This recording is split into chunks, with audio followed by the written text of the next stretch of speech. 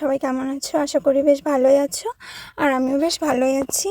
তো এটা বেশ কিছুদিন আগেকার ভিডিও শ্যুট করেছিলাম, এডিট করে রেখেছিলাম, কিন্তু ভয়েস ওভার করা হয়নি। তো ভাবলাম আজকে তোমাদের সাথে শেয়ার করি। তো দিনটা ছিল মঙ্গলবার, গিয়েছিলাম একটু কুচবিহারে সকালের দিকে ডক্টরের কাছে। তো ভীষণ মুডটা অফ ছিল, তো সেখান থেকে এসেছিলাম 3:30-র দিকে। এসে ফ্রেশ হয়ে যাচ্ছিলাম এখন জেঠু বাড়িতে গোপালের সেবা দিয়েছিল, তো সে কারণেই যাচ্ছিলাম মা আর আমি। তো গিয়ে দেখছি সব বৈষ্ণবরা খেতে বসেছে। তারপর আমরা চলে গেলাম গোপালকে প্রণাম করতে। তো আগে আমি প্রণাম করে নিলাম, আর আমাদের গুরুদেব চলে এসছে, ওনাকেও প্রণাম করে নিলাম। ততক্ষণে কিন্তু আমি মোবাইলটা নিয়ে আসিনি। তো মা বলছে যাও বাড়িতে গিয়ে মোবাইলটা নিয়ে আসো, একটু ছবি তুলে নিবা। তো যেহেতু মোনা বাড়িতে আছে, ও আসতে পারবে না, তোমরা তো জানোই ও প্রেগনেন্ট। তো তাই আবার বাড়িতে গিয়ে বাড়ি থেকে মোবাইল নিয়ে এসে গোপালের একটু ভিডিও করে নিলাম। তো ভাবলাম একটু ভিডিও শ্যুট করে নিই, তোমাদের সাথে শেয়ার করব। তো ভিডিও করে নিলাম, ছবি করে নিলাম। তো তোমরা কে কোথা থেকে দেখছো ভিডিওটা অবশ্যই জানিও, আর এখানে কতগুলো গোপাল রয়েছে তো সেটাও কিন্তু কমেন্টে জানিও। তো দেখো এদিকে কিন্তু আবার এক ব্যাচ খেতে বসেছে গোপালের প্রসাদ। তো মা বলল যেহেতু জেঠু বাড়িতে আসলাম এতটা লেট করে, যেহেতু আমরা ডক্টরের কাছে গিয়েছি তাই আমরা সকাল সকাল আসতে পারিনি। তো মা বলল যে একটু লেট করে খেয়ে নেই, আত্মীয় স্বজনরা খেয়ে যাক তারপর।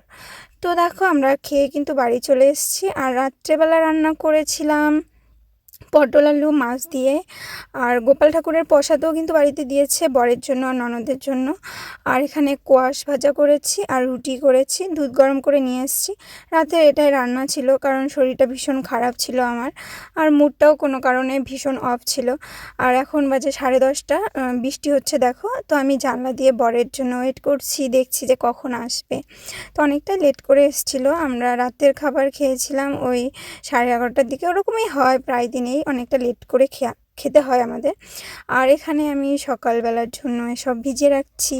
তোমাদের তো বলেছিলাম আমি সব কিছুর নাম জানি না, তোমরা জানলে কিন্তু অবশ্যই কমেন্টে জানাবে। আর এখন দেখো আমরা খেতেও বসেছি। তো এই যে খেতে বসছি, আর বর সবেমাত্র এলো। এই হচ্ছে রাতের ভিডিও ছিল, তোমাদের তো আগেই বলে দিলাম কী কী রান্না করেছি। আর এটা হচ্ছে পরের দিন সকালবেলার ভিডিও রয়েছে। বরকে এখানে সাজিয়ে দিয়েছি, দুটো কলা, কাজু, কিশমিশ, খেজুর, আর এই যে ভিজানো রেখেছি অনেক কিছুই। আর শশাও কেটে দিব। সকালবেলা একটু মুড়ি দিয়েছি, বরের আবার জ্বর এসেছিলো। তো দুদিন আগে গিয়েছিলাম বাড়িতে। তো আমি বাড়িতে গিয়ে থাকি, বেশি একটা থাকা হয় না আমার। তো যে কয়েকদিনেই থাকি না কেন, বর কিন্তু একদিনও মশারি টাঙায় না, এরকম একটা অবস্থা আর কি। উনি অলসতা আর কি, যতই মশা কামড় দেখ না কেন অলসতা, উনি মশারি টাঙাবেন না। তো ফুল স্পিডে ছিল ফ্যান, তো সে কারণেই ওনার একটু ঠান্ডা সর্দি লেগেছে, জ্বরও এসেছিলো, দুদিন আবার বৃষ্টিতে ভিজেছিল, তো সে কারণেই। তো দেখো এটা হচ্ছে বৃহস্পতিবারের ভিডিও। তো সকাল সকাল ঘুম থেকে উঠে আমি পুজো দিয়ে নিলাম।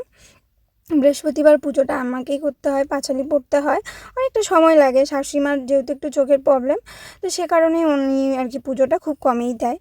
তো সকালবেলা পুজো দিয়ে আমি একটু মুড়ি আর হচ্ছে শশা খেয়ে নিলাম।